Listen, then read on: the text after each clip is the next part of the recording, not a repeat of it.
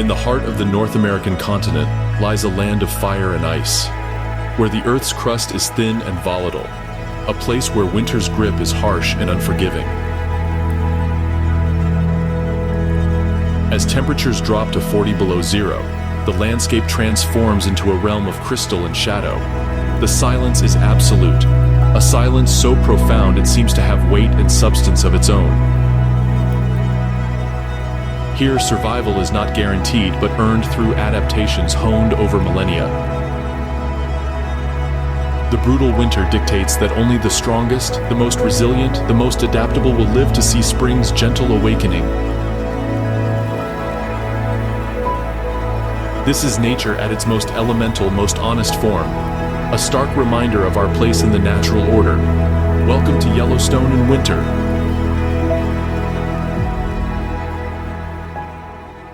America's first national park and one of the last great intact ecosystems in the temperate world.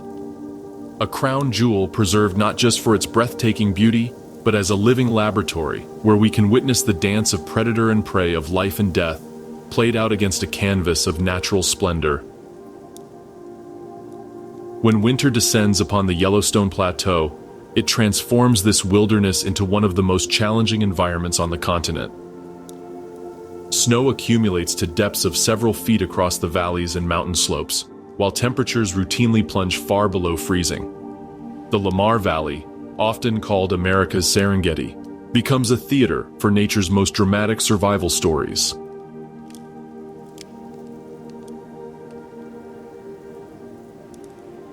For the gray wolves reintroduced to Yellowstone in the mid-1990s, winter is a time of opportunity.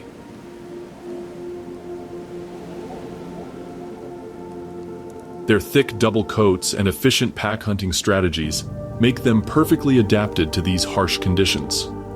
A wolf pack moves like a single organism through the landscape, communicating with subtle body language as they track their prey through the snow.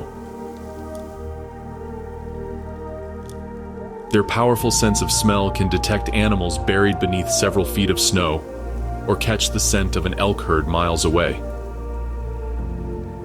The confrontation between wolf and elk is as old as time itself, a deadly ballet where each participant knows its role intimately.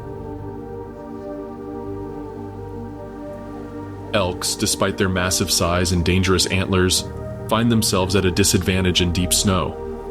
Their long legs punch through the crust, forcing them to shell out their precious energy with each laborious step.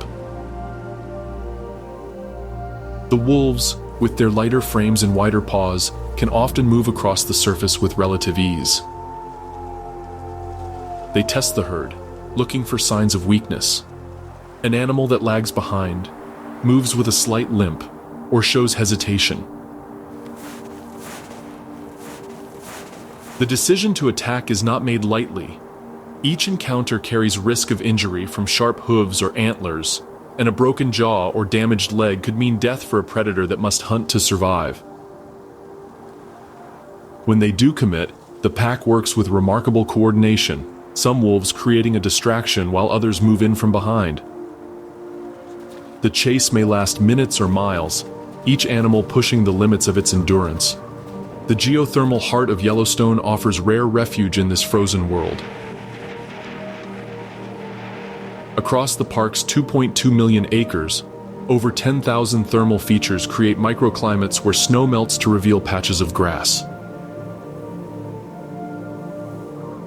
These oases become gathering points for Yellowstone's most iconic resident, the American bison.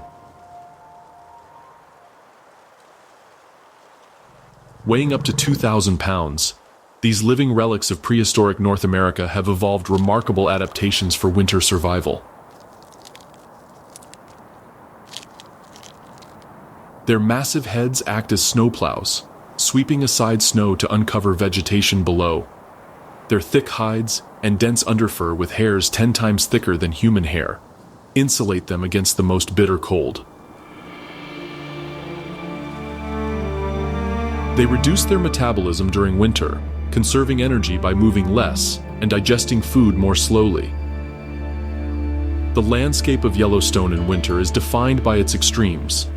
The volcanic caldera that forms the park's central plateau is one of the largest on Earth, a sleeping giant whose thermal breath creates a patchwork of microclimates. In some areas, just a few inches below the snowpack, the ground remains warm enough to sustain plant life and provide critical habitat for small mammals. The red fox has perfected a remarkable hunting technique for surviving winter. With ears capable of detecting the faintest rustle beneath several feet of snow, it locates voles and mice moving through their subnivean tunnels. In a behavior known as mousing, the fox leaps high into the air and plunges headfirst into the snow, often emerging with a meal clutched in its jaws. These small predators must consume their body weight in food every 2 days to maintain their energy through the winter months. Not all of Yellowstone's residents choose to face winter's challenges head-on. Nearly 150 species of birds depart for warmer climates, while others, like the grizzly bear, opt to hibernate. By late October, most grizzlies have retreated to their dens, having spent the previous months in a feeding frenzy known as hyperphagia, consuming up to 20,000 calories daily to build the fat reserves that will sustain them through their winter sleep. A female grizzly gives birth during hibernation, typically to twins. The cubs, weighing less than a pound at birth, nurse and grow within the safety of the den while winter rages outside. By spring emergence, they'll weigh 15 pounds and face the challenges of the outside world alongside their protective mother. For Yellowstone's elk, winter is a brutal equation of energy conservation. These magnificent ungulates, which can number over 10,000 in the greater Yellowstone ecosystem, must find enough nutrition to survive while wasting as little energy as possible. Many migrate to lower elevations outside the park, following ancient routes their ancestors have used for millennia. Those that remain face a daily struggle to find enough food while avoiding predators. The sound of elk hooves pawing at the snow becomes a winter soundtrack in the valleys. They dig crater-like depressions, exposing whatever meager vegetation lies beneath. Their specialized digestive systems allow them to process even the lowest quality forage, extracting maximum nutrition from frozen grasses and shrubs that would provide little sustenance to other species. Death in winter creates opportunity for Yellowstone's cleanup crew. Ravens, with intelligence rivaling that of chimpanzees, follow wolf packs knowing that a successful hunt will provide them with a feast. These clever birds have been observed pulling on wolves' tails to distract them from a carcass, or dropping sticks onto sleeping wolves to startle them away from their meal. Coyotes practice a more cautious approach, waiting until wolves have left before moving in to scavenge what remains. The relationship between them is complex and often violent. Wolves will kill coyotes not just for competition, but seemingly out of territorial imperative.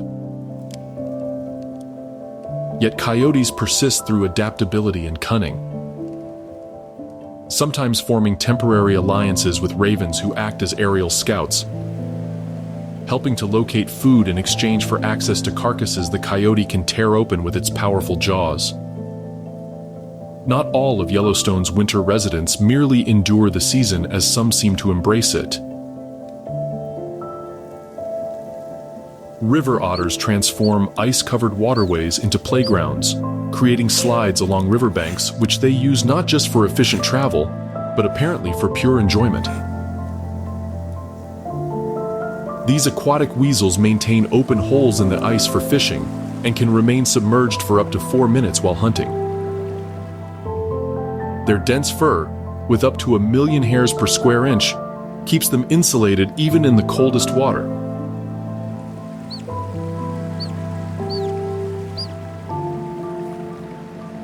The Madison River, fed by thermal springs, remains partially open throughout winter, creating a lifeline for waterfowl. Trumpeter swans, North America's largest native waterfowl, gather in these rare open waters. Once hunted to near extinction for their feathers, fewer than 70 birds remained in the lower 48 states by 1935. Today, their haunting calls echo across Yellowstone's winter landscape.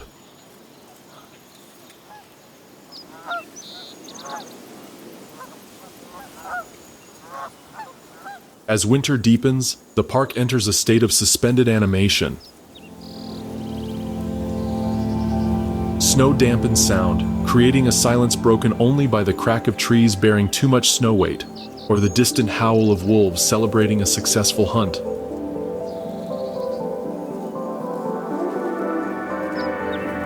Temperatures can swing dramatically from bitter cold under clear skies to relatively mild during snowstorms when cloud cover acts as insulation.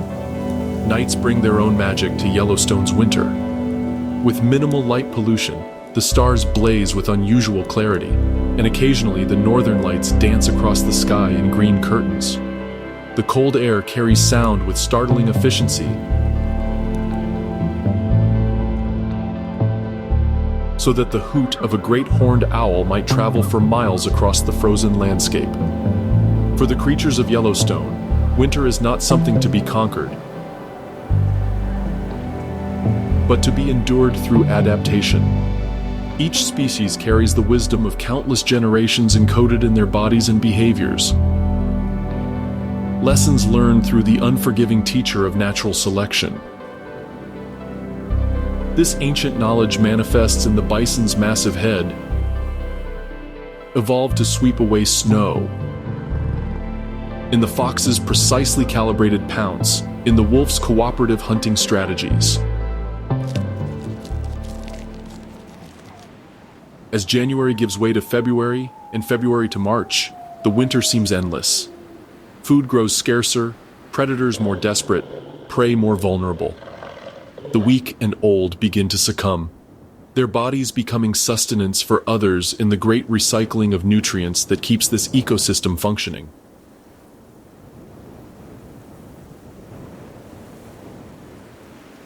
After the long silence of winter, the first sounds of spring in Yellowstone emerge tentatively, with water dripping from icicles, the soft gurgle of streams beginning to flow beneath thinning ice, the distant honking of Canadian geese returning from southern sojourns.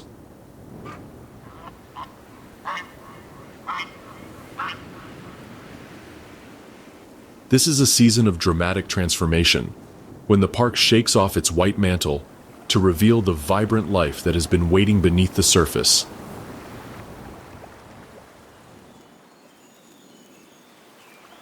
Poised for explosive growth.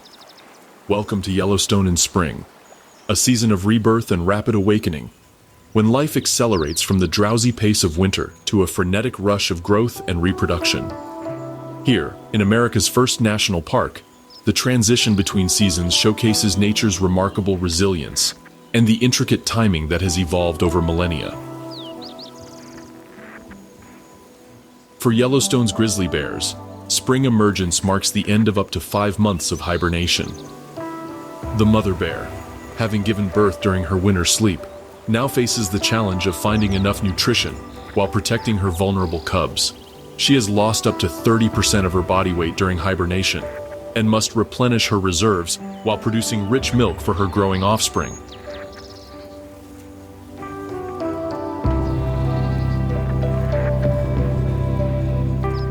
The bear's first meals often come from what remains of winter-killed animals, such as carcasses of elk, bison, or deer that succumb to the season's hardships. As omnivores with versatile diets, grizzlies quickly transition to digging for roots, tubers, and the bulbs of glacier lilies as these plants emerge from the receding snow. Their massive shoulder muscles and long claws make them efficient excavators, able to quickly turn over large areas of soil in search of food. Communication becomes crucial as bears emerge from winter isolation. Marking trees by standing against them and rubbing their backs serves as a complex olfactory bulletin board for the bear community. Each bear leaves a unique scent signature, conveying information about identity, reproductive status, and dominance. In a landscape where direct encounters could lead to dangerous confrontations, this chemical messaging system helps bears navigate their social world while maintaining necessary distance. For Yellowstone's wolf packs, spring brings new challenges and opportunities. The breeding female, who mated in February, now prepares to give birth.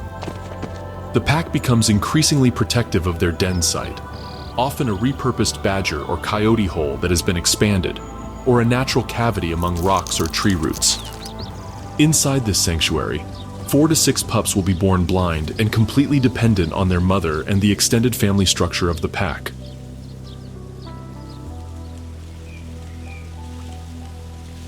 Wolf pups develop rapidly, their eyes opening after about 2 weeks. By 3 weeks old, they begin to emerge from the den, exploring their surroundings under the vigilant protection of pack members. The entire pack participates in pup rearing, with non-breeding adults bringing up food for the growing youngsters and taking turns babysitting while others hunt. This cooperative breeding strategy increases survival chances in a challenging environment where hunting success is never guaranteed.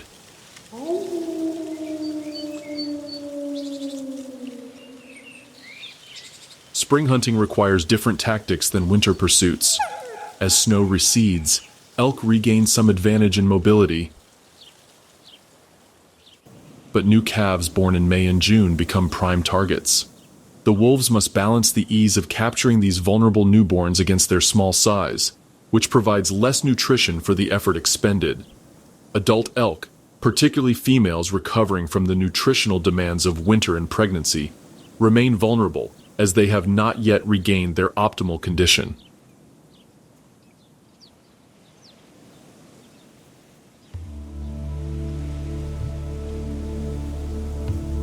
Bison calving season transforms the demographic landscape of Yellowstone. Born with a distinctive orange-red coat that will darken with age, bison calves can stand within an hour of birth and keep up with the herd within a day.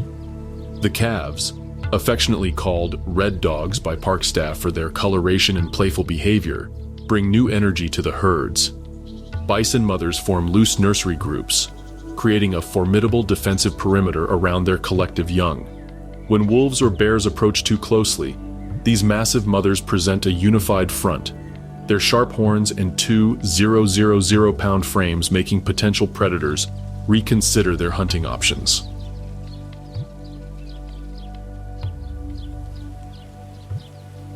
Even grizzly bears, the apex predators of this ecosystem, approach a defensive bison herd with appropriate caution. As smaller mammals emerge from hibernation or winter burrows, they become targets for Yellowstone's opportunistic hunters. Coyotes shift their diet from winter scavenging to active hunting of ground squirrels, voles, and mice. Their distinctive pouncing technique, which is similar to that of foxes, but with their own stylistic flair, becomes a common sight in meadows where rodents have become active.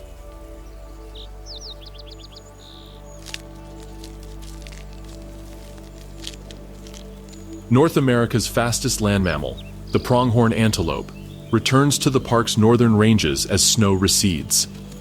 Capable of sustained speeds of up to 55 miles per hour, these elegant ungulates evolved their remarkable swiftness to escape predators that no longer exist, the American cheetahs that went extinct at the end of the last ice age.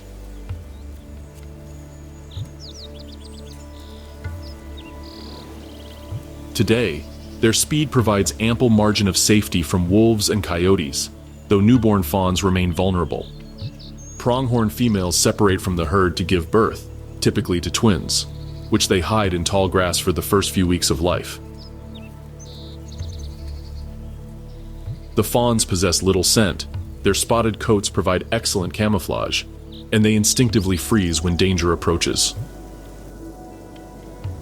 The mother returns only briefly to nurse them, minimizing the chances that predators will detect her visits. Black bears, often overshadowed by their larger grizzly cousins, emerge from hibernation with their own family challenges. more likely to inhabit the forested regions of the park than the open valleys preferred by grizzlies.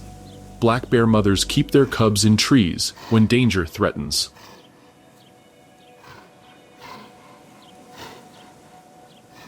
Unlike grizzly cubs, which typically remain with their mother for 2-3 years, black bear cubs will usually become independent after just 16-17 months.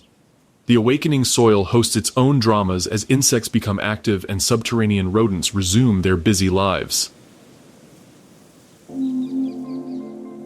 Badgers, with their distinctive striped faces and powerful digging abilities, excavate complex burrow systems in pursuit of ground squirrels and marmots. These determined predators can move surprising amounts of earth in minutes, their bodies seemingly designed as living excavation machines. The Yellowstone landscape itself undergoes a dramatic transformation in spring. As snowmelt saturates the soil, dormant plant life responds with explosive growth. The first wildflowers, such as the glacier lilies, spring beauties, and yellow bells, push through the last patches of snow, sometimes blooming literally at the snow's edge. These early bloomers take advantage of abundant moisture and increasing sunlight before the canopy of trees leaves out and casts them into shade. Glacier lilies represent nature's remarkable timing mechanisms.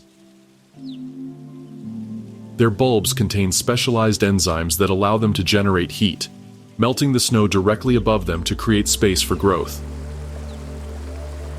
Their bright yellow flowers transform whole hillsides within days of snow recession, providing critical early-season nutrition for grizzly bears, which consume them by the thousands. In the park's rivers and streams, cutthroat trout begin their annual spawning rituals.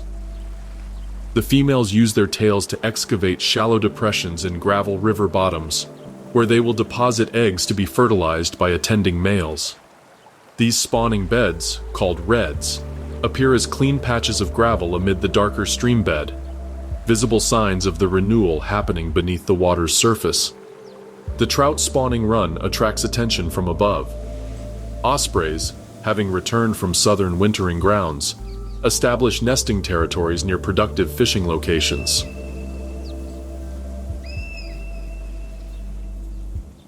These specialized raptors, sometimes called fishhawks, can plunge feet first into water, completely submerging before emerging with fish firmly grasped in their curved talons.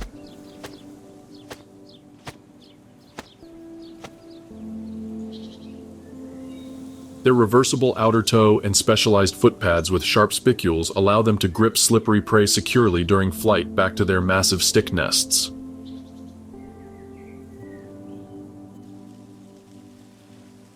Bears, too, are drawn to spawning fish, though Yellowstone's grizzlies are less accomplished anglers than their coastal relatives who feed on salmon.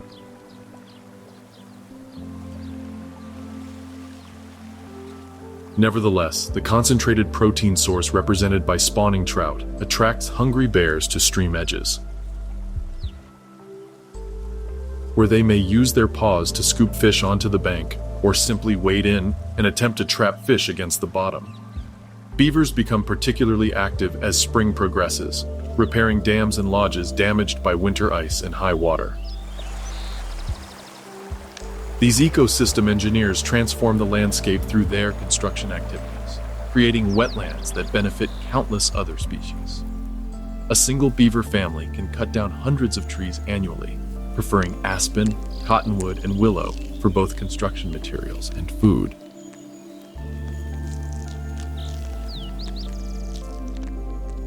The beaver's incisors are remarkable tools. They are self-sharpening, continuously growing teeth with iron-reinforced enamel that gives them their distinctive orange color.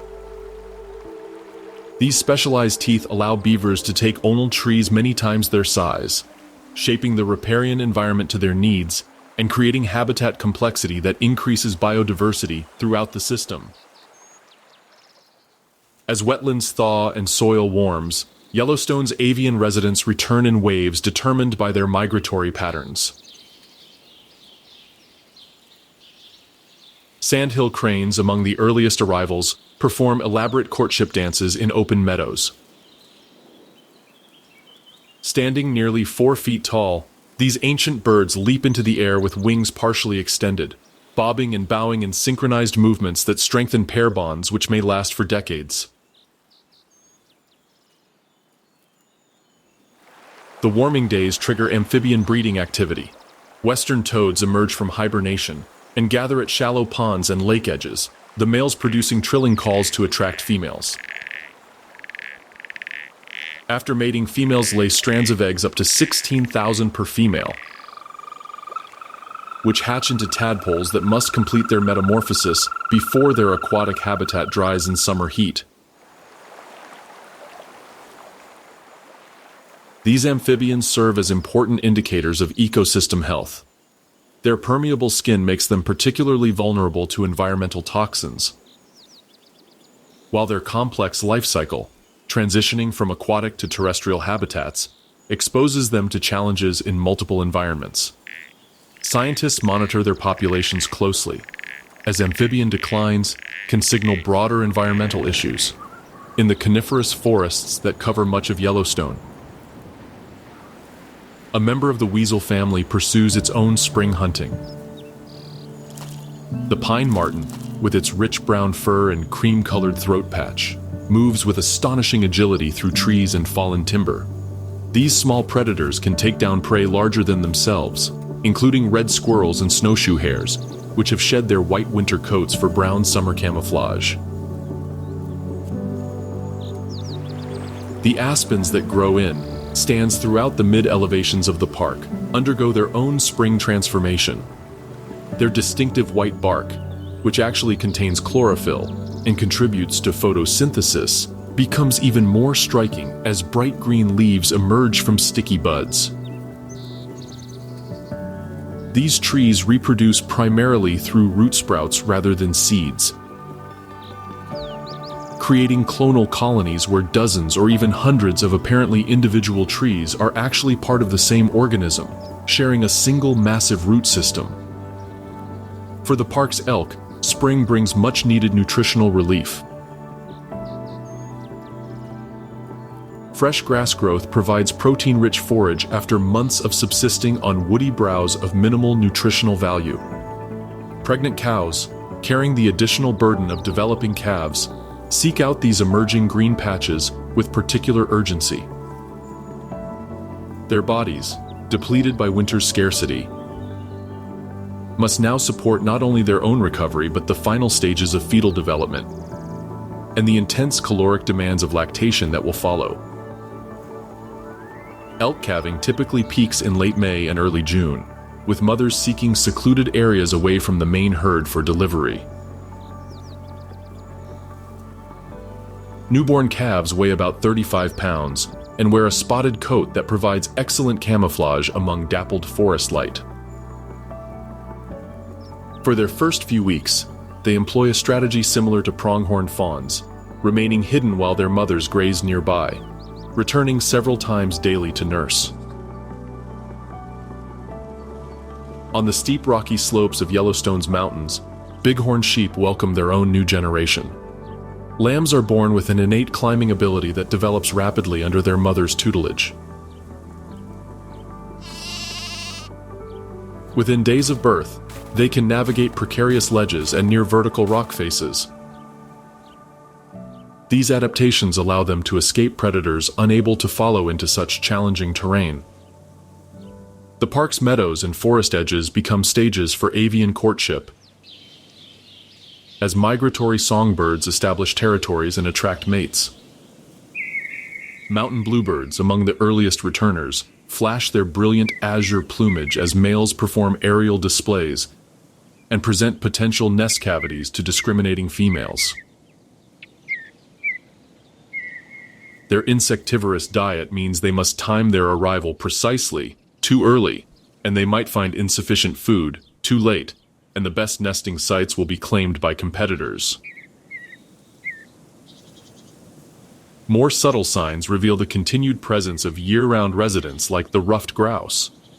Males establish display territories where they perform their distinctive drumming, standing on a fallen log, and beating their wings in an accelerating rhythm that produces a sound resembling distant thunder. These display sites, called drummer logs, can be identified by accumulated droppings and may be used by successive generations of grouse for decades. Yellow-bellied marmots emerge from 8 months of hibernation, with significant work ahead. These large ground squirrels must regain weight lost during their long winter sleep and prepare for the brief summer breeding season.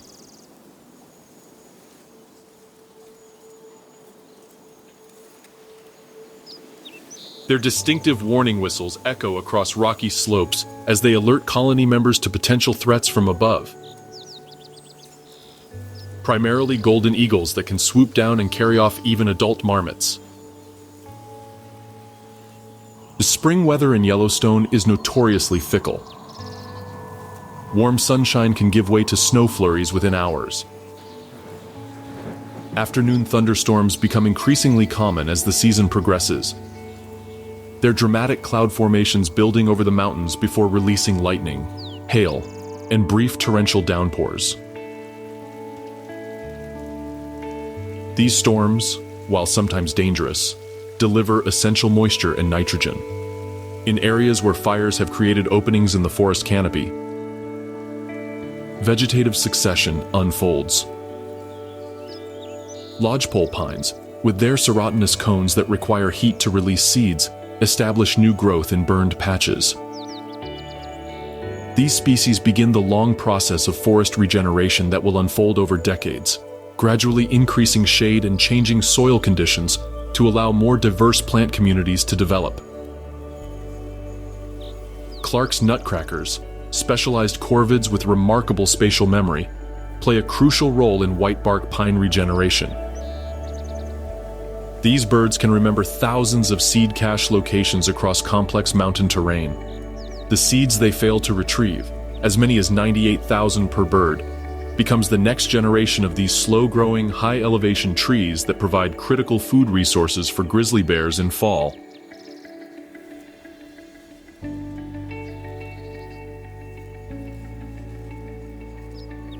As temperatures rise, Yellowstone's thermal features display their most vibrant colors. The microorganisms that inhabit the hot springs, extremophile bacteria and archaea that can survive temperatures that would cook ordinary cells, create vivid rings of color around the azure blue of deeper water. Each color band represents communities of organisms adapted to specific temperature ranges, creating living thermometers visible across the landscape.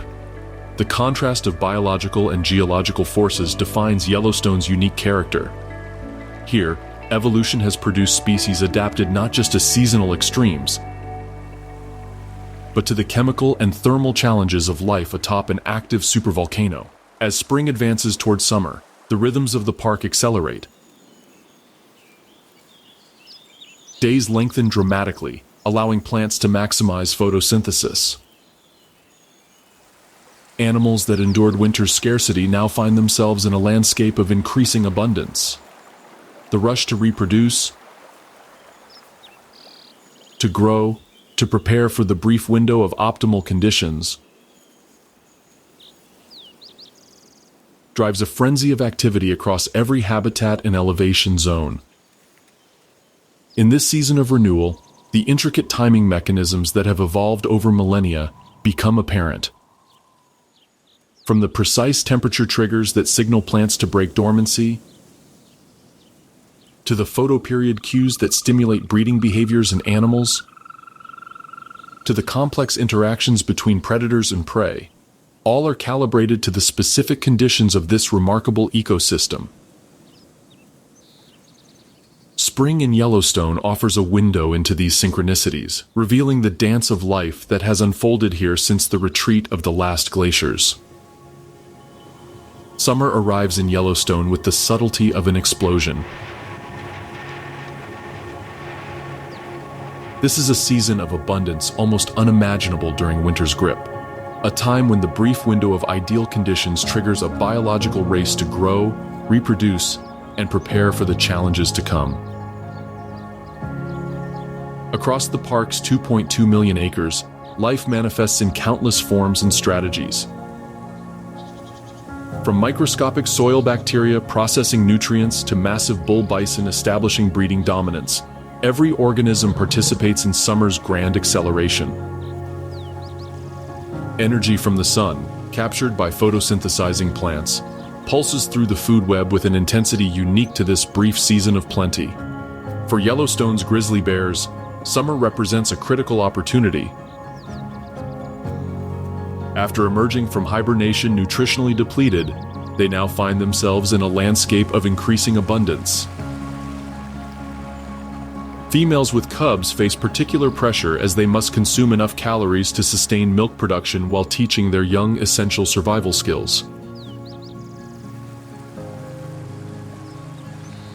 A mother bear may range over hundreds of square miles during summer, leading her cubs to seasonal food sources as they become available.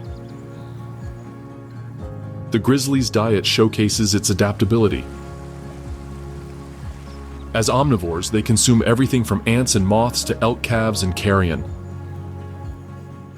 Their long, curved claws function as multi-purpose tools, digging up nutritious plant roots, overturning rocks to find crayfish and insects, or excavating ground squirrel burrows. A summer grizzly may consume 30,000 calories daily during peak feeding periods. Cutthroat trout, once abundant in Yellowstone Lake and its tributary streams, historically provided an important summer food source for bears. The illegal introduction of non-native lake trout in the 1980s devastated the cutthroat population, forcing bears to seek alternative food options. Bisons enter their breeding season as summer progresses. Bulls, which typically lead solitary lives or form small bachelor groups, rejoin the larger herds dominated by females and their calves. The change in bull behavior is dramatic. Their normally placid demeanor gives way to aggressive displays as they compete for breeding opportunities.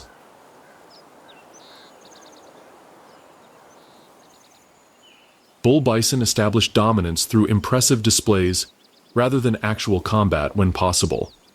They paw the earth, creating dust wallows where they roll and coat their massive bodies with dirt. This is done partly to deter biting insects, but also as visual displays of size and vigor. Their bellowing vocalizations carry for miles across the valleys, announcing their presence to potential mates and rivals alike.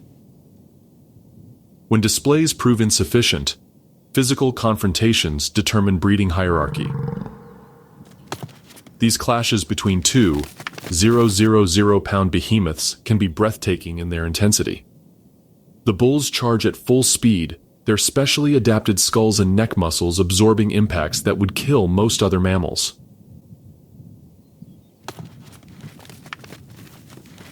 Though rarely fatal, these battles can cause serious injuries, particularly to eyes and legs, potentially compromising a bull's chances of survival through the coming winter.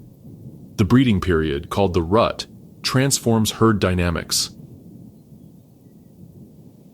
Bulls constantly test females for receptivity, using their acute sense of smell to detect hormone changes indicating estrus. A cow is fertile for less than 24 hours, creating intense competition among bulls. The largest, most dominant males perform most of the breeding, ensuring genetic contribution from individuals that have proven their ability to thrive in this challenging environment. For Yellowstone's elk, summer is a period of recovery and preparation.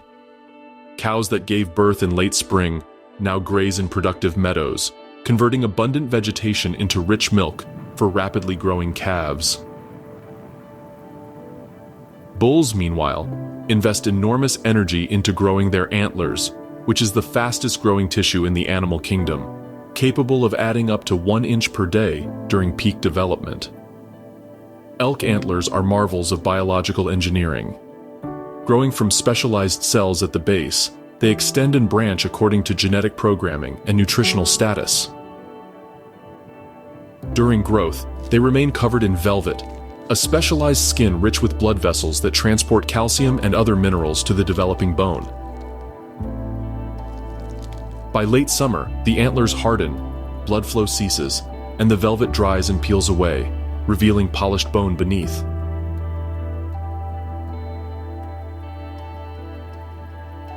Wolf pups born in April have now emerged from their dens and established sites above ground areas where the growing youngsters remain while adults hunt. These sites become social centers for the pack, where pups develop crucial skills through play that mimics the behaviors they'll need as adults. Chasing, pouncing, and establishing pack hierarchies through mock fights and tests of strength. Adult pack members take turns hunting and babysitting, maintaining the cooperative social structure that makes wolves such successful predators in this challenging landscape. Returning hunters regurgitate partially digested meat for pups and any adults that remain behind. Summer imposes its own challenges on Yellowstone's wolves. Their thick double coats, so advantageous in winter, become burdensome in summer heat.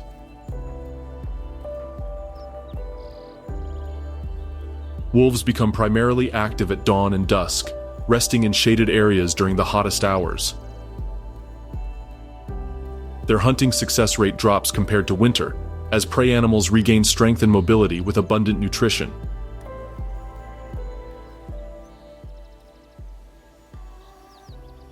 Pronghorn fawns born in spring now showcase the remarkable speed that defines their species.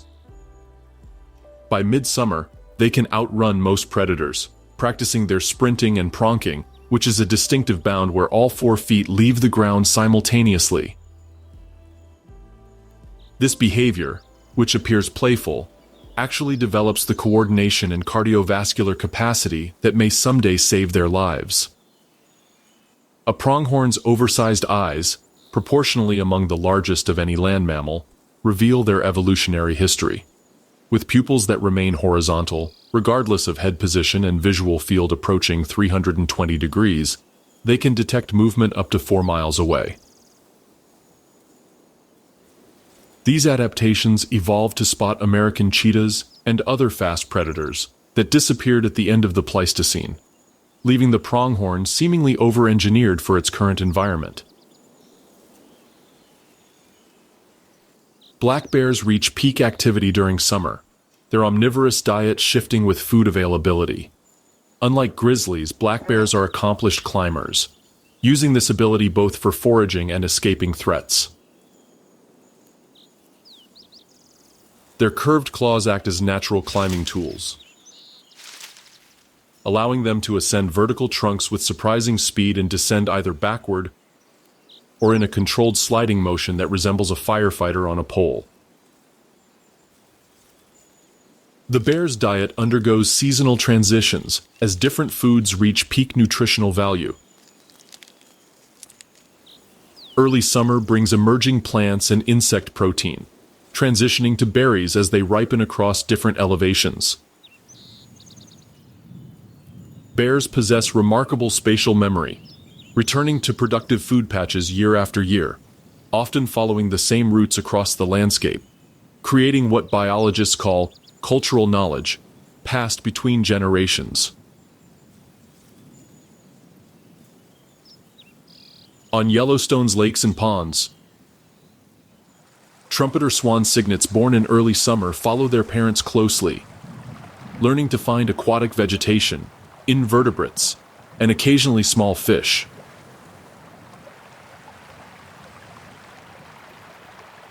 These massive birds, with wingspans approaching 8 feet, were nearly hunted to extinction by the early 20th century for their feathers and skin. Their recovery represents one of conservation's partial successes, though they remain vulnerable to habitat loss and human disturbance. Beaver colonies reach their annual peak of activity during summer months. These remarkable ecosystem engineers maintain complex family groups within sturdy lodges constructed of branches and mud. Their dams transform free-flowing streams into productive wetlands that benefit countless other species, from aquatic insects and amphibians to moose and waterfowl. A single beaver family can fell hundreds of trees annually, with apparent selectivity for certain species and sizes. Their preferred food, the inner bark of aspen, cottonwood, and willow, grows most nutritious during summer months. The animals store excess branches underwater near their lodges, creating feed piles that will sustain them when ice makes foraging difficult or impossible.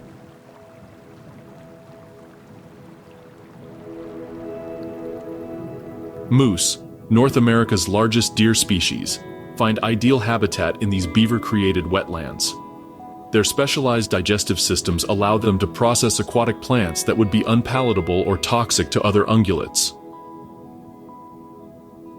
A moose may consume 50-60 pounds of vegetation daily during summer, building reserves that will carry them through winter when their metabolism slows and food becomes scarce.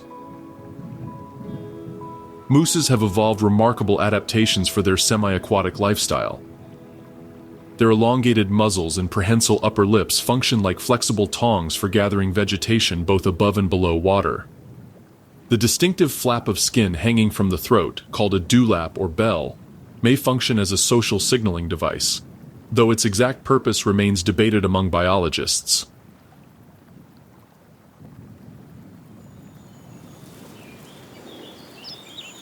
Summer brings peak fishing opportunities for Yellowstone's osprey.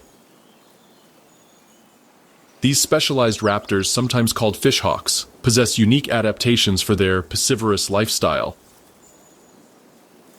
Their outer toe can rotate backward to provide a two-front, two-back grip on slippery fish. Special pads on their feet contain sharp spicules that improve their grasp, while backward-facing scales on their talons function like barbs to prevent fish from escaping.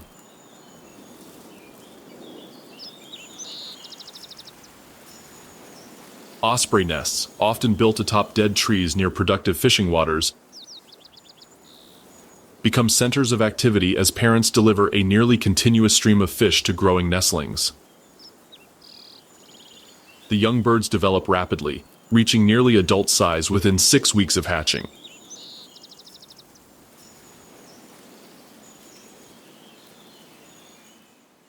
Their first flights usually occur 7-8 weeks after hatching, though parents continue to provide food while the juveniles develop hunting skills. While ospreys specialize in fishing, other raptors pursue different prey.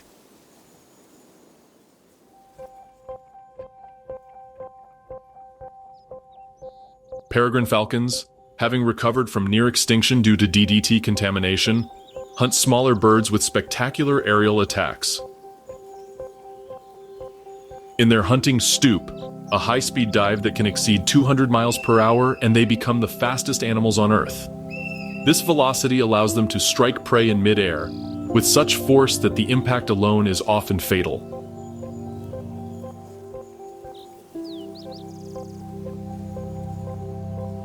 Golden eagles patrol Yellowstone's higher elevations, where thermal currents provide ideal soaring conditions.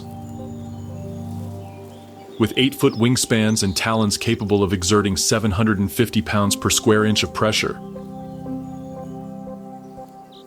they can take prey as large as young pronghorn or coyote pups. Their primary summer targets include yellow-bellied marmots and white-tailed jackrabbits, though they readily scavenge carrion when available.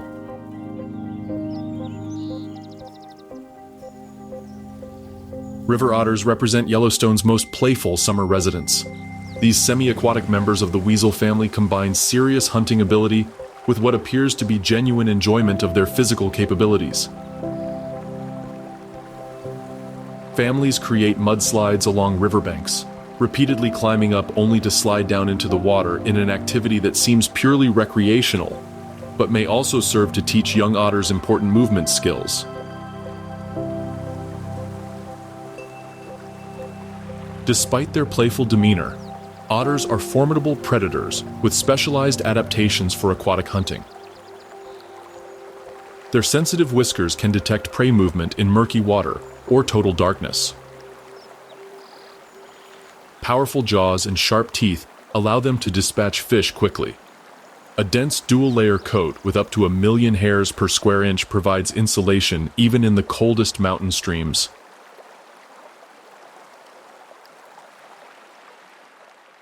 Summer in Yellowstone brings daily weather drama. As the sun heats the landscape, moisture-laden air rises rapidly over the mountains, forming towering thunderheads that can reach heights of 50,000 feet or more.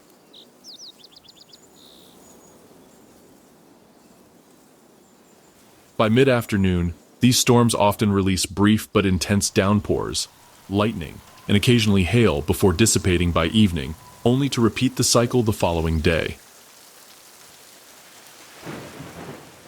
Lightning from these storms ignites numerous small fires annually, a natural process that has shaped Yellowstone's forests for millennia. Most fires remain small, burning undergrowth and creating habitat patchiness that increases biodiversity. Occasionally, when conditions align, larger fires reshape significant portions of the landscape, as witnessed during the historic fires of 1988 that affected over 30% of the park. Summer days stretch long in Yellowstone, with nearly 16 hours of daylight at the solstice. This extended photo period triggers complex hormonal responses in plants and animals, accelerating growth and signaling the finite nature of the favorable season. From dawn chorus of songbirds to evening bat emergences, the daily cycle contains countless interwoven rhythms of activity. Broad-tailed hummingbirds, weighing less than a penny, represent Yellowstone's smallest summer visitors. These aerial acrobats must consume more than their body weight in nectar daily to fuel metabolism so rapidly their hearts beat over 1,200 times per minute during flight. They pollinate numerous wildflower species while defending feeding territories with aggressive displays and distinctive wing trills. The male western tanager's striking plumage, red head, yellow body, and black wings makes it one of Yellowstone's most colorful summer residents. These neotropical migrants travel thousands of miles annually between Central American wintering grounds and northern breeding territories. The brilliant red pigment in their feathers actually comes from their diet. Unlike many redbirds that can synthesize their own red pigments, tanagers must consume insects that contain specific compounds their bodies convert to the distinctive red coloration. Mule deer spend summer regaining condition after winter's challenges. Unlike their white-tailed cousins that prefer stream corridors and denser forests, mule deer thrive in Yellowstone's drier, more open habitats. Their distinctive bounding gait, called stotting, involves all 4 feet leaving the ground simultaneously, allowing them to navigate rough terrain more efficiently than a conventional running stride. The mule deer's namesake ears serve multiple functions beyond exceptional hearing. These large, highly vascularized organs act as radiators during summer heat, allowing excess body heat to dissipate through blood vessels near the surface. The ears can rotate independently, allowing the animal to track multiple sound sources simultaneously. In Yellowstone's coniferous forests, the pine marten represents one of summer's most efficient predators. These arboreal members of the weasel family move with astonishing agility through the canopy, able to leap several feet between branches while pursuing prey. Despite weighing only 2-3 pounds, they routinely take red squirrels their own size and occasionally snowshoe hares much larger than themselves. On the park's grasslands, American badgers create extensive underground burrow systems that provide refuge for numerous other species. These powerful diggers use massive forelimbs and long claws to excavate ground squirrel colonies, creating tunnel systems that may feature multiple entrances, nesting chambers, and food storage areas. Summer brings the emergence of young badgers, which remain with their mother until fall dispersal. Coyotes shift hunting strategies as summer progresses. Early season emphasis on vulnerable elk and pronghorn newborns gives way to increased focus on smaller prey as these ungulate young gain size and speed. The coyote's distinctive mouse pounce, a vertical leap that brings their forepaws down precisely on small mammals detected by sound in tall grass, becomes a common sight in meadows throughout the park.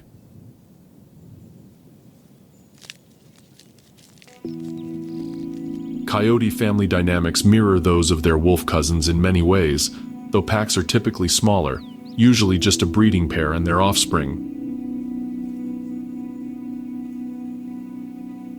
Pups born in spring develop rapidly during summer abundance, learning hunting skills through play and observation.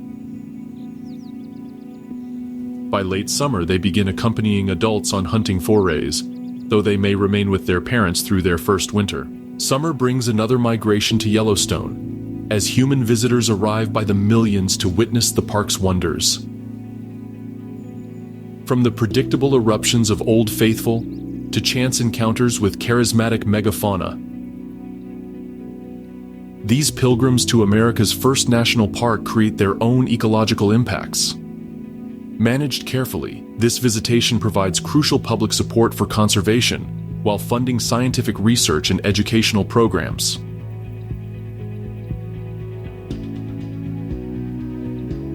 The diversity of Yellowstone summer bloom supports over 400 bee species, from tiny sweat bees barely visible to the naked eye, to massive bumblebees that can fly in temperatures approaching freezing. These pollinators form the backbone of reproductive success for countless plant species, which have evolved specialized structures, colors, and chemical attractions to ensure their pollen reaches compatible flowers. Not all relationships in Yellowstone's summer landscape are readily apparent. Many plants, like the brilliant Indian paintbrush, practice partial parasitism, tapping into the roots of neighboring plants to extract water and nutrients while still producing their own energy through photosynthesis.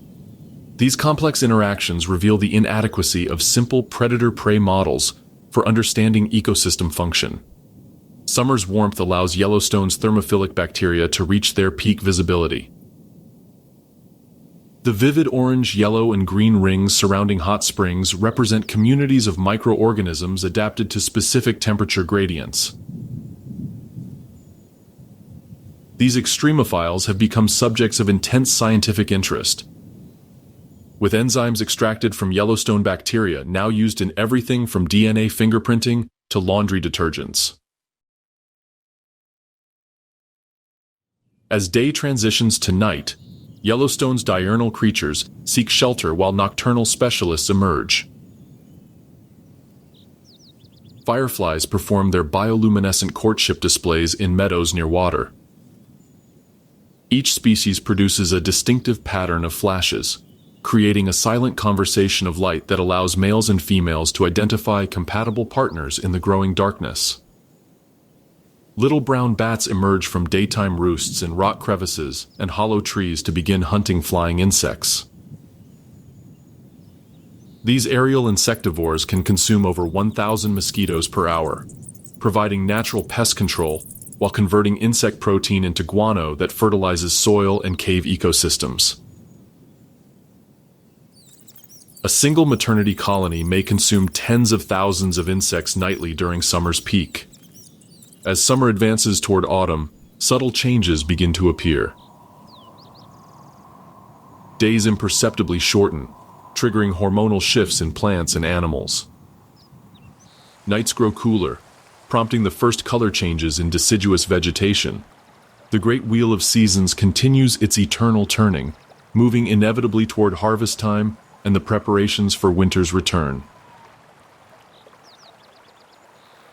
This is a season of preparation and transition, of gathering and migration, of mating rituals and final harvests before winter reclaims the high country.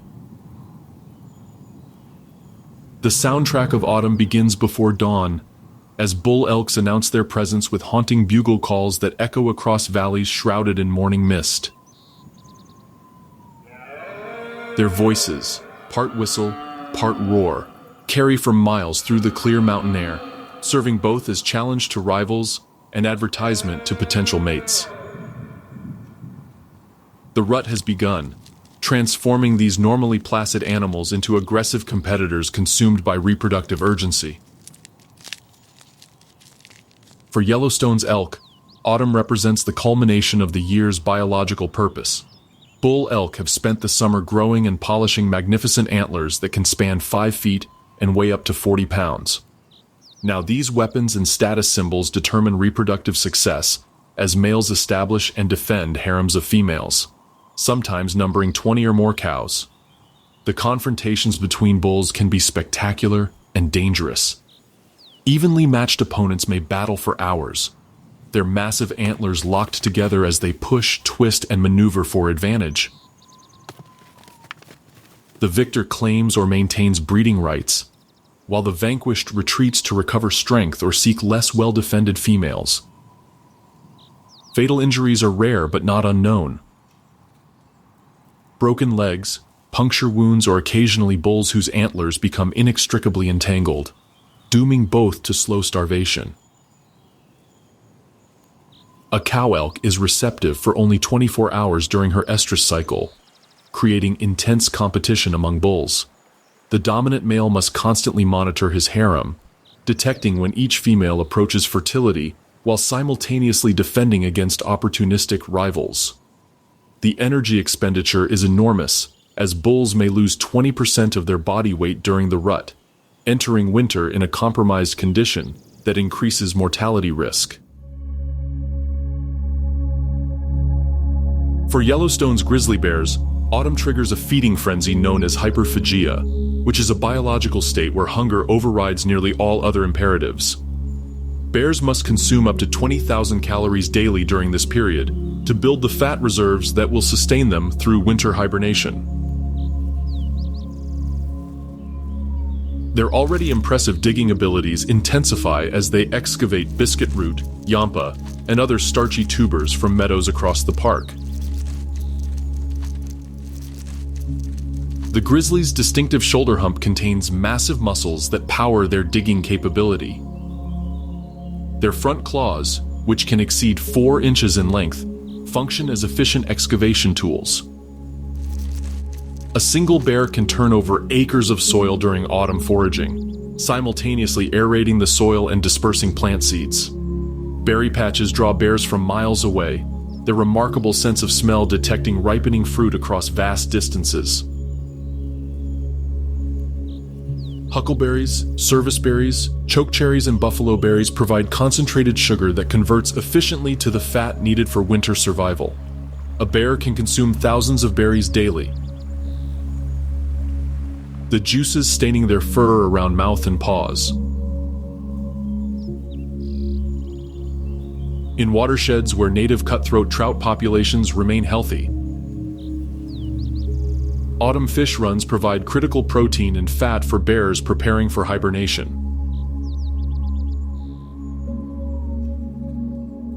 The bears employ various fishing techniques, such as standing motionless before a lightning-quick pounce, diving headfirst to pin fish against stream bottoms, or simply wading through shallow water, swatting fish onto the bank with powerful paws.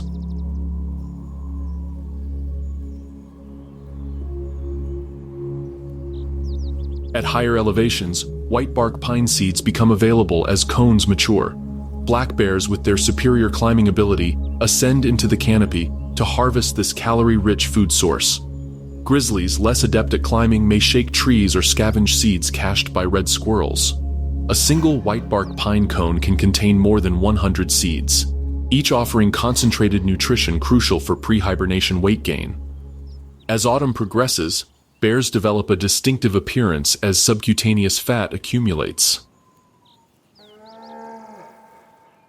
Their normally dish-shaped faces fill out, and their bodies become noticeably rounded.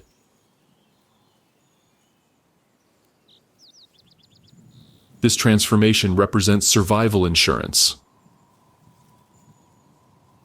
Each pound of fat will sustain the bear for approximately 1 day during hibernation.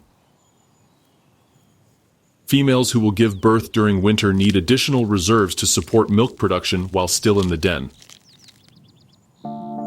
Yellowstone's bison transition from summer breeding season to autumn preparation for winter's challenges. Bulls, having expended enormous energy during the rut, focus on rebuilding condition.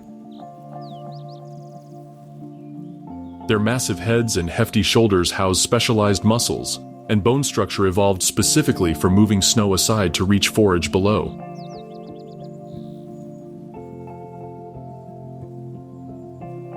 Though less dramatic than the long-distance migrations seen historically, many of Yellowstone's bison make seasonal movements in response to changing conditions.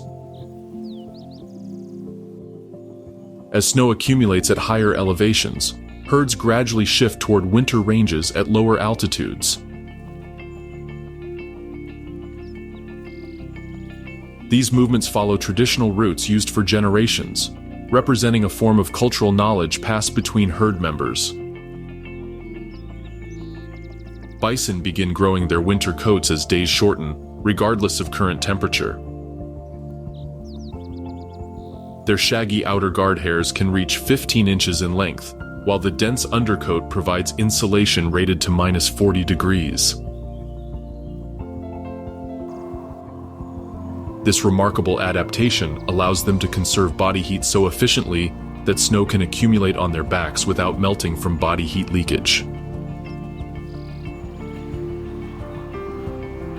For Yellowstone's pronghorn, autumn initiates one of the longest ungulate migrations in the lower 48 states. Some herds travel over 150 miles between summer ranges in the park and winter grounds in Wyoming's Green River Basin. This journey crosses multiple jurisdictions, navigating a gauntlet of roads, fences, energy development, and residential areas. The pronghorn's remarkable adaptations become evident during migration. When alarmed, specialized muscles erect the white hairs on their rump, creating a flashing signal visible for miles that alerts other pronghorn to potential danger. Their oversized heart, lungs, and trachea enable sustained running at 35 miles per hour, with bursts exceeding 55 miles per hour. This is an evolutionary response to predators that no longer exist, but that keeps them safe from wolves and coyotes. For Yellowstone's wolves, autumn brings family consolidation as pups born in spring, now nearly adult-sized, integrate more fully into pack activities. The structured chaos of summer pup rearing transitions to more coordinated pack behaviors. Hunting efficiency improves with the participation of these adolescent wolves, though their exuberance sometimes undermines the calculated stealth of experienced adults. Wolves typically travel using a direct register gait, placing their back feet precisely in the tracks left by their front feet. This energy-efficient movement allows them to cover vast distances while minimizing effort. A typical wolf pack may patrol a territory exceeding 200 square miles, using howling and scent marking to communicate boundaries to neighboring packs. Pack cohesion strengthens through shared vocalizations. Wolf howls serve multiple purposes: territorial announcements, assembly calls, and expressions of social bonds. Each wolf has a distinctive voice recognizable to packmates, and howling sessions often begin with one animal and build as others join in a harmonious chorus. These vocalizations can carry for miles in Yellowstone's open valleys, creating one of wilderness's most iconic soundscapes.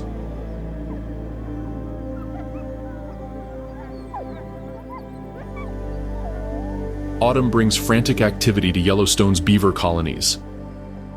These industrious rodents must ensure their dams and lodges are in perfect condition before ice formations limit their construction abilities. The sound of falling trees becomes common along riparian corridors as beavers harvest construction materials and food stores that will sustain them through winter. A beaver's distinctive orange incisors grow continuously throughout its life, with enamel harder on the front surface than the back. This differential hardness creates a self-sharpening effect as the teeth wear, maintaining a chisel-like cutting edge capable of felling a 6-inch diameter tree in under 30 minutes.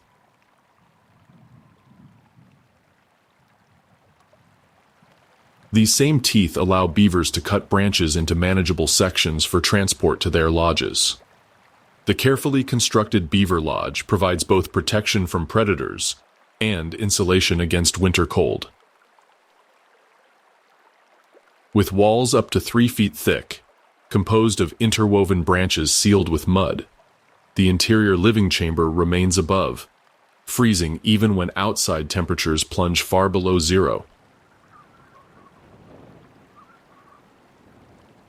Underwater entrances prevent access by terrestrial predators, while food caches stored beneath the ice provide nutrition when foraging becomes impossible. Aspen trees create some of autumn's most spectacular visual displays.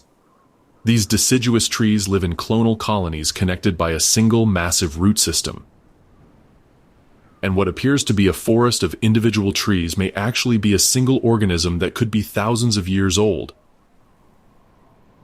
Their bright golden fall foliage results from the tree reabsorbing chlorophyll from leaves, revealing yellow carotenoid pigments previously masked by green.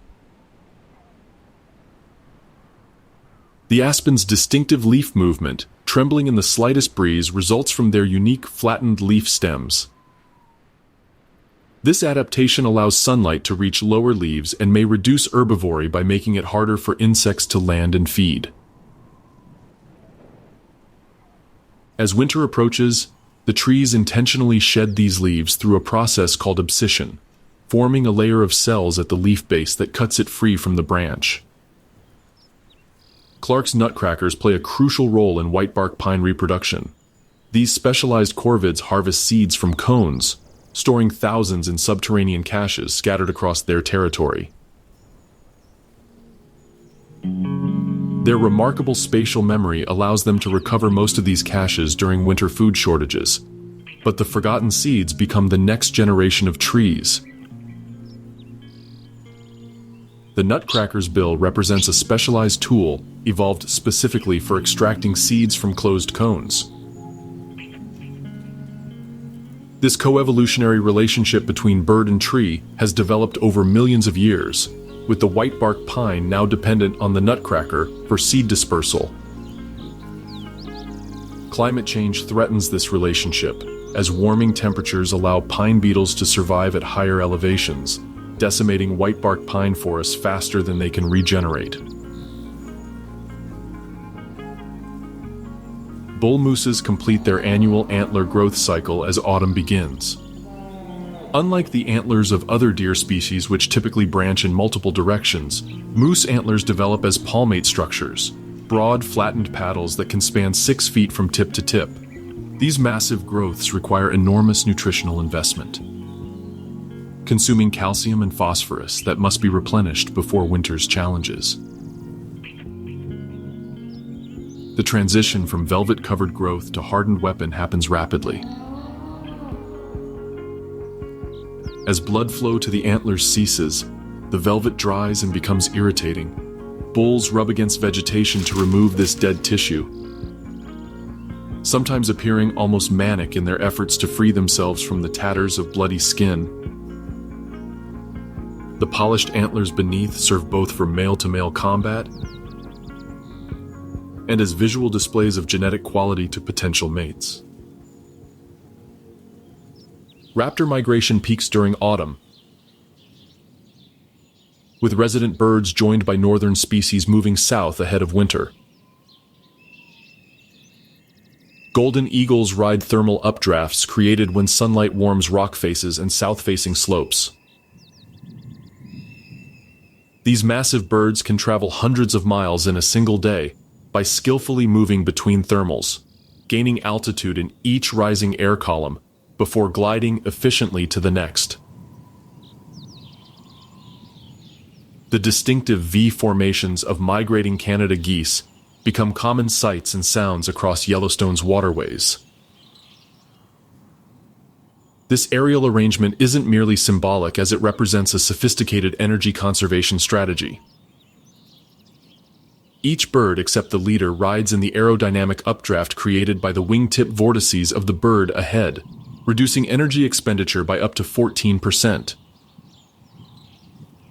Leaders rotate periodically, distributing the most demanding position among multiple individuals. Not all of Yellowstone's birds depart for winter. The American dipper, which is North America's only truly aquatic songbird, remains active year-round,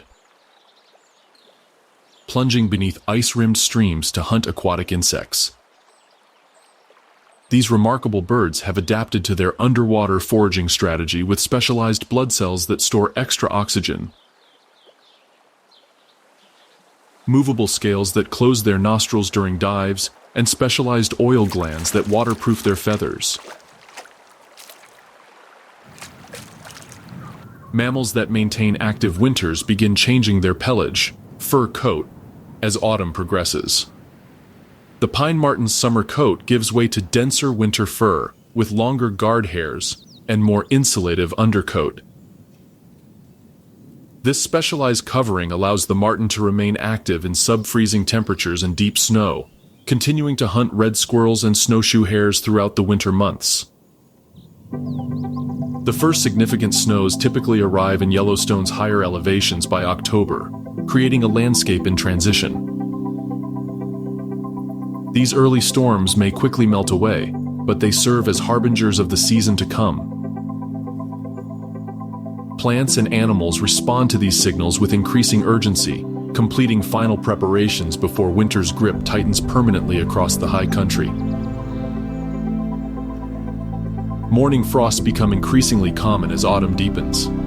The crystalline formations temporarily transform Yellowstone's meadows. These freezing events trigger final dormancy in many plant species, their chemical processes shifting from growth to winter survival as cell structures adapt to prevent rupture during freezing temperatures. Elks begin their migration as autumn progresses, leaving summer ranges in the park's high country for lower elevation winter grounds. Some herds travel up to 60 miles, following ancient routes their ancestors have used for countless generations. These journeys cross multiple jurisdictions such as park boundaries, national forests, private lands, creating conservation challenges as human development increasingly fragments traditional migration corridors. Thermal areas maintain their otherworldly appearance despite seasonal changes. The vivid bacterial mat surrounding hot springs shifts slightly in response to cooling ambient temperatures as different microbial communities become dominant. Some hot pools appear even more dramatic when surrounded by frost or light snow, the juxtaposition of extreme heat and cold creating surreal steam effects in morning light.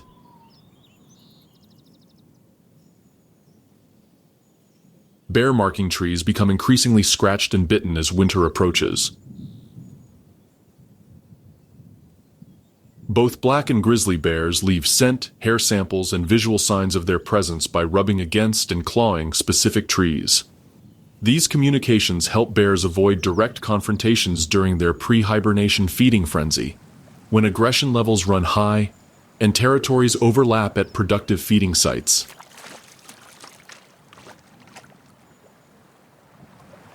Brown trout, introduced to Yellowstone waters in the early 20th century, begin their spawning runs as water temperatures drop. Females use their tails to excavate depressions in gravelly stream bottoms, where they deposit eggs to be fertilized by attending males. Unlike the spring-spawning native cutthroat trout, brown trout reproduce in autumn, their eggs developing slowly through winter months before hatching in early spring. The red fox's distinctive coloration becomes even more striking as winter fur begins to develop. Their dense underfur, which can increase by 40% for winter insulation, gives them a fuller appearance by late autumn. These adaptable predators expand their hunting beyond rodents when possible, taking advantage of the seasonal vulnerability of ground-nesting birds and the occasional injured ungulate unable to escape.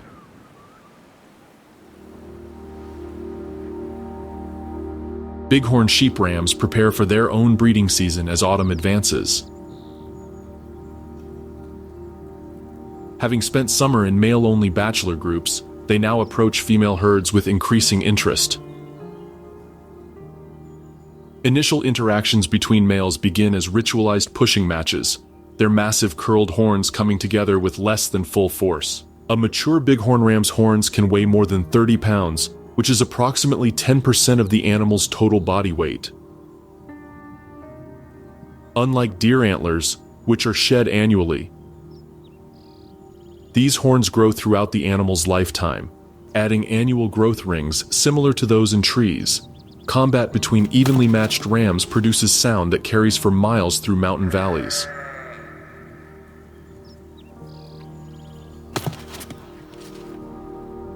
Early snowfalls reveal the previously invisible thoroughfares used by Yellowstone's wildlife. Game trails become evident as snow accumulates everywhere except these frequently traveled routes where constant passage prevents buildup. These pathways often represent optimal movement corridors through complex terrain, following contours that minimize energy expenditure while providing escape options if predators appear. Mule deer intensify their feeding as autumn progresses, transitioning from the succulent growth of summer to woodier browse that will form their winter diet. Their specialized stomachs, hosting complex microbiomes of bacteria and protozoa, break down plant material indigestible to most other mammals.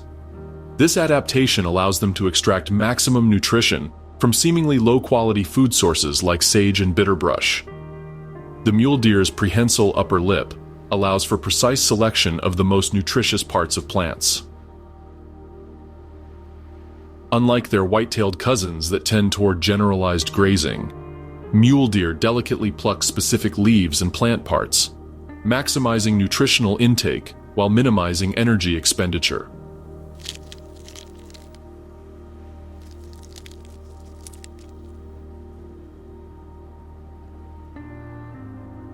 Smaller mammals make final preparations for winter survival.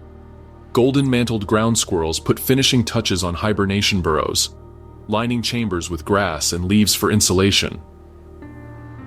Having increased their body weight by up to 50% through autumn feeding, they will soon enter a profound torpor where body temperature drops to near ambient.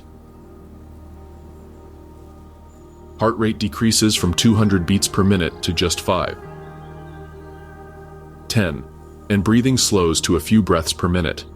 The ground squirrel's specialized cheek pouches allow efficient transport of seeds and nuts to underground caches. These expandable storage compartments can hold surprising quantities of food, allowing multiple items to be carried in a single foraging trip. Some foods will be consumed before hibernation, while others create emergency reserves for brief mid-winter arousals when the animals need quick energy before returning to torpor. As the elk rut reaches its conclusion, bull elk show visible signs of exhaustion. Their single-minded focus on mating comes at profound physical cost, as some bulls lose up to 20% of their body weight during the breeding season. The largest and most dominant males, who expend the most energy fighting rivals and breeding multiple females, may enter winter so depleted that their survival chances diminish considerably. Yellowstone's ravens remain active year-round, their intelligence and adaptability allowing them to thrive in the harshest conditions. Autumn brings more complex social interactions as young ravens from the previous breeding season establish relationships within the larger community. These highly intelligent birds engage in apparent play behaviors, such as aerial acrobatics, object manipulation, and even sliding down snow-covered roofs in what appears to be simply for enjoyment. The raven's remarkable intelligence manifests in sophisticated problem-solving abilities. They manufacture and use tools, remember human faces for years, employ deception when caching food if being watched, and demonstrate perspective-taking, rare cognitive abilities shared by few other species. Their adaptability explains their presence in virtually every habitat within Yellowstone, from alpine meadows to river valleys to thermal basins. Bighorn sheep lambs born in spring have grown considerably by autumn, developing the coordination and strength that will help them survive their first winter. Their distinctive climbing ability, which was already impressive at birth, has been refined through months of practice on the park's steep cliffs and rocky outcrops. This specialized locomotion represents their primary defense against predators, unable to follow them onto near-vertical terrain. As autumn deepens, the park's vegetation showcases remarkable diversity in preparation strategies.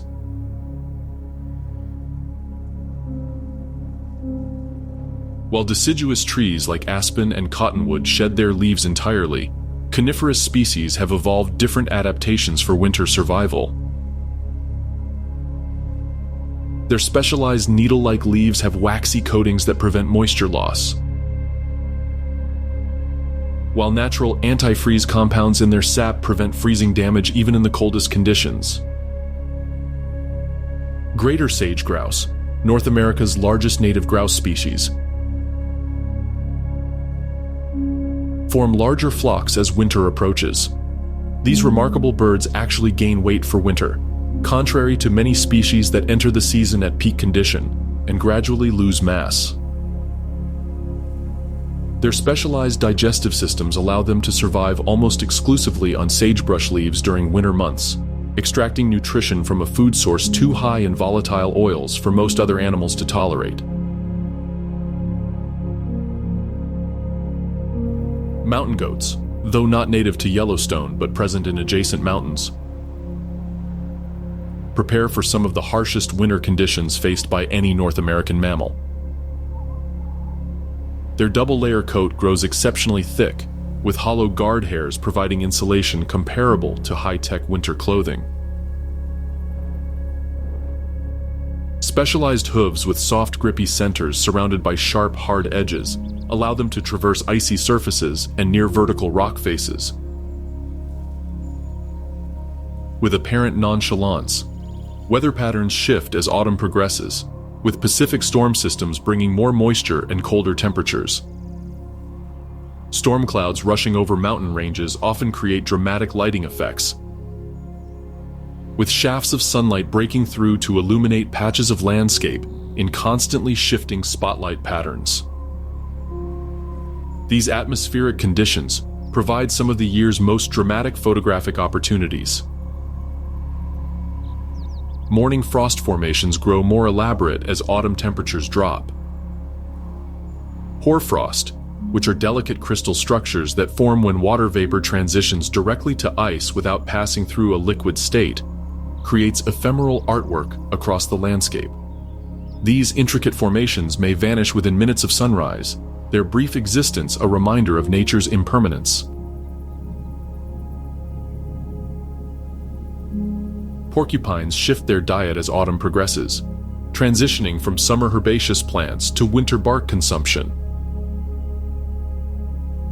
Their specialized digestive systems allow them to extract nutrition from cambium layers of trees. Though this low-quality food source requires them to consume large quantities, their distinctive wattle becomes more common near forest edges where preferred feeding trees provide both nutrition and safety from predators. The porcupine's legendary quills represent one of evolution's more effective defensive adaptations.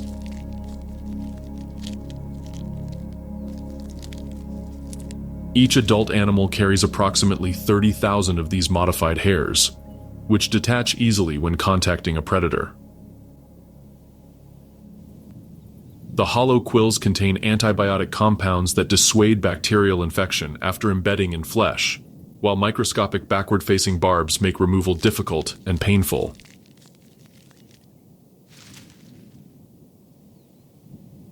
Trumpeter swans that raised cygnets in Yellowstone's protected waters prepare for migration to lower elevations where open water remains available throughout winter.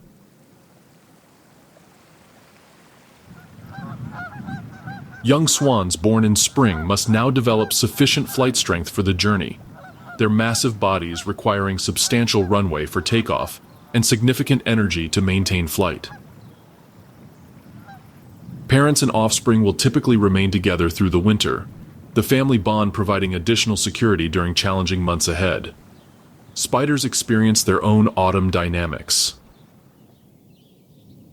Many species reach maturity and maximum size by late summer, with egg laying occurring before first hard freezes. Some species create special egg sacs with insulative properties that protect developing spiderlings through winter, while others produce eggs containing glycerol. The distinctive woolly bear caterpillar, which is a larval form of the Isabella tiger moth, becomes a common autumn sight as they seek protected locations for overwintering.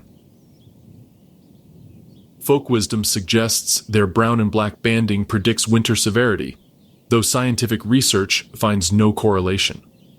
These remarkable creatures can survive being frozen solid, with special proteins in their tissues preventing the cell damage typically associated with freezing. Yellowstone Lake, North America's largest high-elevation lake, hosts dramatic autumn gatherings of migratory waterbirds.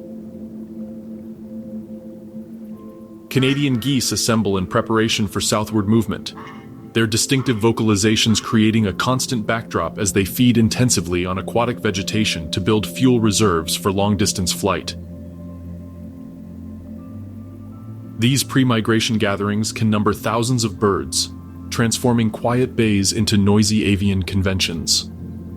Late autumn storms increasingly deliver precipitation as sleet or snow rather than rain, especially at Yellowstone's higher elevations, where average winter snowfall exceeds 150 inches annually.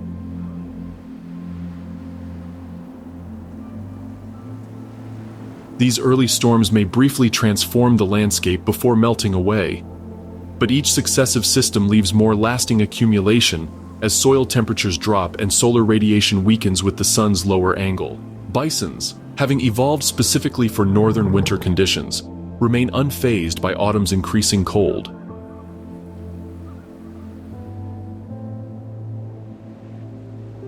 Their massive heads and shoulders house specialized muscles for sweeping aside snow to reach vegetation below. Their thick hide and dense underfur provide insulation so effective that snow can accumulate on their backs without melting. Autumn sunlight takes on unique qualities as the season progresses. The sun's lower angle creates extended golden hours at dawn and dusk, with light filtering through the atmosphere to create warmer tones across the landscape. Photographers prize these conditions, when dramatic shadows and rich colors combine with weather patterns to create scenes of breathtaking beauty. Night lengthens noticeably as autumn deepens, with darkness claiming more hours each day until winter solstice. This fundamental rhythm drives biological changes throughout the ecosystem, from the physiological shifts in plants and animals preparing for winter to the behavioral adaptations of species adjusting their activity patterns to match changing light availability. Full moons take on special significance in autumn, providing additional light for nocturnal animals during increasingly long nights. Predators like mountain lions and owls may alter hunting strategies to take advantage of prey made more visible by moonlight reflecting off frost or light snow cover. These lunar cycles have influenced wildlife behavior for millennia, creating temporal patterns largely invisible to daytime human observers.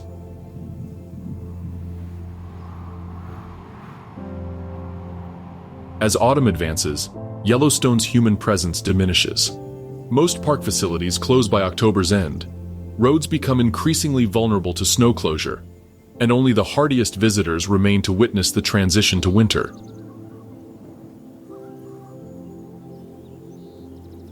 This seasonal reduction in human activity allows wildlife to reclaim spaces typically busy with summer tourism. Bear tracks in fresh snow become increasingly common as hibernation approaches. Both black and grizzly bears make final feeding pushes before denning, sometimes remaining active later than usual if food remains abundant. Young bears preparing for their first hibernation may seem especially frantic in their foraging, lacking the fat reserves and experience of older animals. Den selection represents a critical decision for hibernating bears. Grizzlies typically excavate dens on north-facing slopes at higher elevations, where snow accumulates early and remains throughout winter, providing crucial insulation. The effort invested in den construction correlates with the anticipated severity of the coming winter, which is another example of animals responding to environmental cues invisible to most human observers. Cottonwood trees growing along watercourses create some of autumn's most striking visual compositions, their brilliant yellow foliage often perfectly reflected in still waters below. These trees play crucial ecological roles in riparian ecosystems, their root systems stabilizing banks against erosion, while their branches provide nesting habitat for birds and platforms for bald eagle perches. The autumn leaf fall returns essential nutrients to the soil through decomposition. Fungi, bacteria, and invertebrates break down fallen vegetation, converting complex biological structures back into basic components that will nourish next year's growth. This recycling system represents one of nature's most efficient processes. Nothing is wasted as energy and materials cycle through the ecosystem in endless transformation. Coyote vocalizations become more noticeable in autumn as family groups solidify before winter challenges. Their complex chorus of yips, barks, and howls serves multiple communication purposes, such as territory announcement, family bonding, and information sharing about resources or threats. A single coyote can create sounds that seem to come from multiple animals. As autumn nights lengthen, opportunities to witness the aurora borealis increase. These ethereal light displays result from solar particles interacting with Earth's magnetic field and atmosphere. Yellowstone's relative isolation from light pollution makes it an excellent viewing location when solar activity creates favorable conditions. The dancing green, purple, and occasionally red curtains of light create unforgettable experiences for fortunate observers. The first significant ice formations appear along stream and river edges as autumn temperatures drop below freezing for extended periods. These crystalline structures grow outward from shorelines, creating delicate patterns that change daily with temperature fluctuations. The sound of moving water becomes muffled as ice restricts flow, creating audible evidence of the season's progression. As autumn's final days yield to winter's dominance, the great cycle prepares to begin anew. Seeds lie dormant beneath soil and snow, animals settle into winter survival modes, and the landscape enters a period of apparent dormancy that masks the continuing biological processes occurring beneath the surface. The Wheel of Seasons continues its eternal turning in Yellowstone, which is America's first national park and one of its greatest living laboratories. For over 150 years, Yellowstone National Park has served as both sanctuary for wildlife and showcase for human visitors. This dual purpose creates inevitable tensions of balancing preservation with accessibility, scientific research with recreational use, wilderness values with human comfort. The park represents an ongoing experiment in how humanity might live in relationship with, rather than dominance over the natural world. The human footprint in Yellowstone remains relatively light compared to surrounding lands. Yet our presence creates ripple effects throughout the ecosystem. Roads fragment habitat and alter wildlife movement patterns. Infrastructure concentrates human activity in sensitive areas. Even well-intentioned wildlife viewing can disrupt natural behaviors when visitors approach too closely or in too great numbers. Yet the park also showcases conservation success stories impossible without human intervention. The return of wolves in the mid-1990s restored a keystone predator absent for decades, triggering trophic cascades that increased ecosystem health and biodiversity.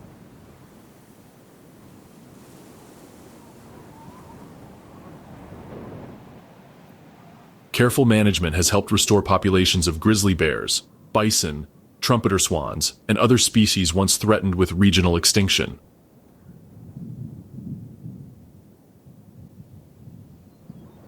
Scientific research conducted within Yellowstone's boundaries has expanded human understanding of everything from microbiology to ecosystem dynamics. The extremophile bacteria discovered in the park's thermal features revolutionized DNA research through heat-stable enzymes now used in laboratories worldwide. Wolf reintroduction provided unprecedented opportunities to study predator-prey relationships in a relatively intact ecosystem. Perhaps most importantly, Yellowstone demonstrates the value of restraint, of consciously choosing not to develop, not to extract, not to fundamentally alter landscapes that still function according to natural processes. In a world increasingly transformed by human activity, such relatively intact ecosystems provide both practical benefits through ecological services and less tangible but equally crucial spiritual and cultural values. The true measure of Yellowstone's success may lie in its ability to inspire wonder and curiosity about the natural world. Generations of visitors have experienced transformative moments here, encounters with wildlife, exposure to geological phenomena, or simply the humbling perspective that comes from standing in a landscape where human concerns suddenly seem appropriately small against the grand scale of natural processes. As climate change alters temperature and precipitation patterns, Yellowstone faces new challenges. Species adapted to specific seasonal timing may find their life cycles out of sync with food availability. Winter seasons shorten, affecting both wildlife and water availability in surrounding agricultural areas dependent on snowmelt.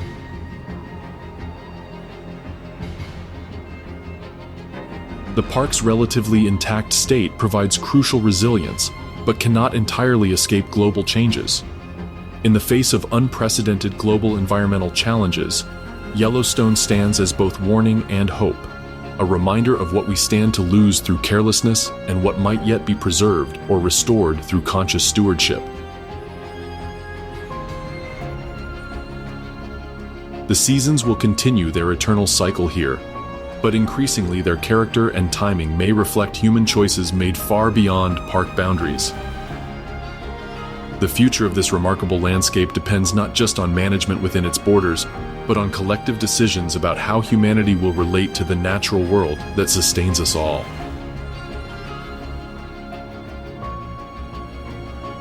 Are you captivated by the wildlife and seasons of Yellowstone? Hit the like button and share your favorite animal in the comments below. If you'd like to support the conservation of this natural wonder, don't forget to share this video with your friends. Make sure to click the bell icon so you never miss our next wildlife stories. Until then, stay tuned for more adventures from the wild.